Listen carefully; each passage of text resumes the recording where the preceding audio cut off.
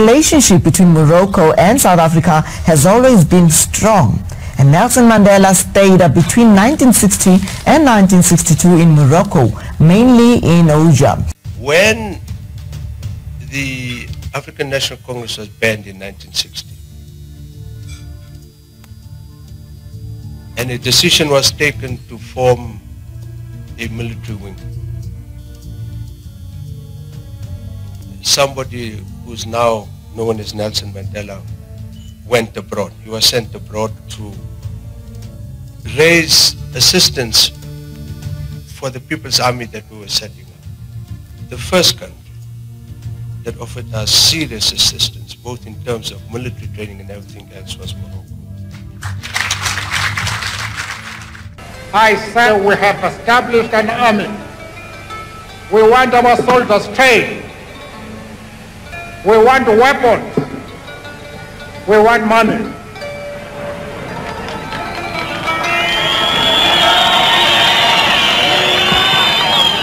He received pioneer political and financial support and military training. He said, get your men to Dar es Salaam. I will send a plane to bring them to my country, and I will train the soldiers.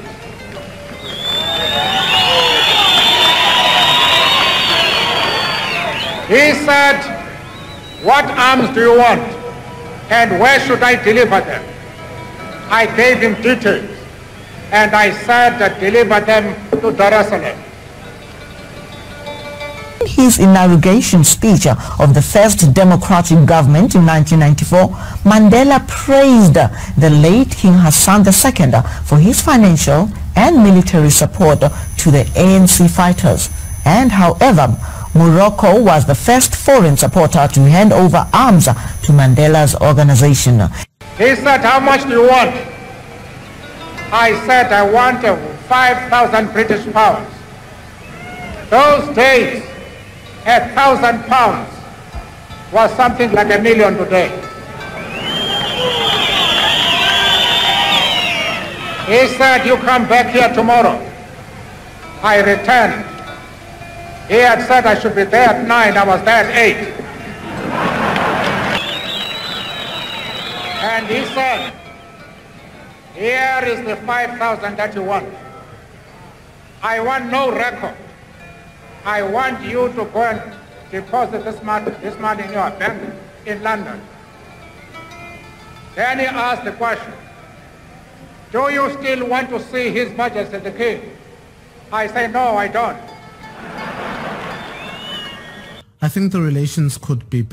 Je pense que ces relations pourraient être meilleures et même bien meilleures. Les médias occidentaux et leur propagande ont également accentué cette tension. Les médias algériens aussi, et je le dis parce que je suis moi-même journaliste et rédacteur en chef. Mes collègues en Algérie n'ont pas joué en faveur du continent et du reste du monde avec leurs publications sur le Maroc. Of journals and information regarding Morocco. This is Dr. El Khatib from the Kingdom of Morocco. I want you to give him another cheer.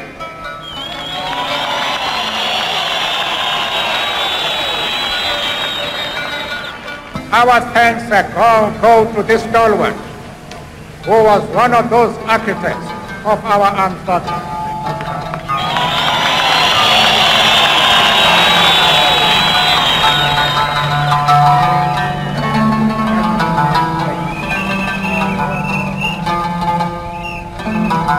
His Majesty late King Mohammed V, and after His Majesty late King Hassan II have spared no effort to initiate, strengthen, and elevate this African unity from a dream to reality. It is also important to mention that Morocco, Egypt are founding countries of the African Union. Morocco left because of its domestic issues and the sense of injustice from the organization of African unity, but it has come back. So I think there is an interest from these countries to be part of the African continent.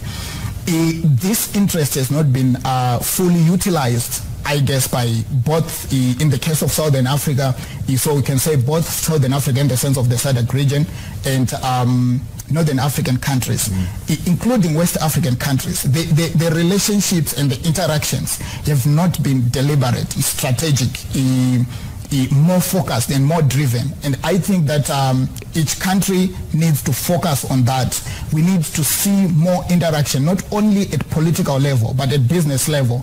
And I know for sure that Morocco has been on an overdrive to invest mostly in much of West Africa. It's a financial sector, it's big companies. It's been involved in connecting West Africa to North Africa and creating a channel for the transmission of gas to the West. So if this is extended and by all other countries to say, let's focus on the economic interests and improve the livelihoods of our people, let's solve the political and the security issues that affect us, including those issues that divide us, while we converge on key beneficial issues. Calling from the East End, what are your thoughts? Yes, morning, Clement. I hope you had a good weekend. Sure, I did. Yeah, no, Clement, my thoughts on this are simply like, you need to see the story in context, right? So apparently, I recently read somewhere now that apparently during apartheid days, ANC used to receive money from the Polisario Front. They used to get money. So when they then became the government, this is why they took this stance of like self-determination and everything, because they were actually directly being funded by these people, right? So we also need to look and say, is it in the best interest in terms of our country and where it is, in terms of the positioning of Africa, for us to be backing this Western Sahara agenda? And I'll tell you why, right? If you look at Morocco and how Morocco has developed a lot over the years, Morocco has a king, and that king has been very decisive. Similar to like how in Singapore they had that one leader who was very decisive, took very important policy decisions to change society and advance and progress society. The time of fake ideologies has come to an end. The people of Africa need relevant leaderships that put the human dimension at the center of any national or continental policies. Les relations diplomatiques se sont toujours basées sur ce que publient les médias qui influencent l'opinion publique, mais aussi les gouvernements. Et je pense que nos gouvernements ont été endoctrinés par certains rapports inexacts et manquant de partialité parce qu'ils ne provenaient pas de Rabat. Beaucoup ne provenaient même pas du continent. Je pense donc que ces relations bilatérales ont été intoxiquées par cette désinformation. Et les choses se sont améliorées. Nous avons désormais un ambassadeur sud-africain à Rabat, ce qui est prometteur. Mais les choses pourraient certainement s'améliorer encore davantage. Its relationship with Morocco. South Africa continues, by the way, to work with Morocco. Economically, they've got healthy working relations. A relationship, diplomatic relationship with Morocco, and the economic relationship which continues to improve. So I think it's almost like it's a wider battle to do with that, where now MK is trying to say that if the Polisario Front is already aligned with the ANC, what's the point? Let's give people a different offering and align with the King of Morocco. Because the King of Morocco gives a very different perspective and an offering of how Africa could look like if Africa has a single leader who's there for many, many years and then, advances development. This is having democratic elections, sometimes they're sabotaged by people and they're sabotaged by NGOs and foreign elements. So it's almost like, I feel like Africa now, we're at such an interesting point in terms of where do we want to go in terms of our development as citizens, because we've had 30 years of ANC rule, right? And ANC's foreign policy, if you look at it, hasn't always been coherent, Clement. Let's be honest. It's always been very all over the show, and it's always sort of being very inconsistent with who are they bedfellows with. So, for instance, I'll give you an example. We are with America, but yet we're not with America. Right, so they're with America in certain aspects, but other aspects they deviate and they're not with America. So this almost like middle of the road foreign policy has also brought about a lot of confusion, and that's why you see now it's almost like I think it's coming to a head where the world is moving to a point where either you're with this person or you're not with this person. You can't be middle of the road. Yeah, got it. Koketso in the Eastern. Thank you. Morocco, you've said it. It's an incredible development with 12 very high-speed trains, which are a wonderful success. The first very high-speed train in Africa, that's in Morocco. Now we just signed a new tranche, a new batch for the extension of the very high-speed network. We also have a factory there for notably cabling, transformers, and components, which are exporting components for all European business, so from Morocco. So Morocco is growing extremely fast. The Football World Cup 2030 is an accelerator, no question on that. The Kingdom of Morocco will continue to place its core ambition at the heart of its priorities.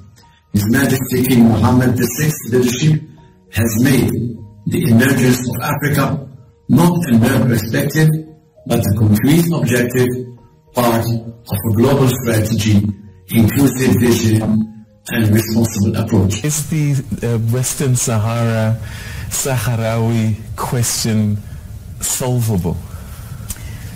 Yeah, I think it's solvable. I think that for me, secession, which is proposed as a solution by other actors, can be a problem.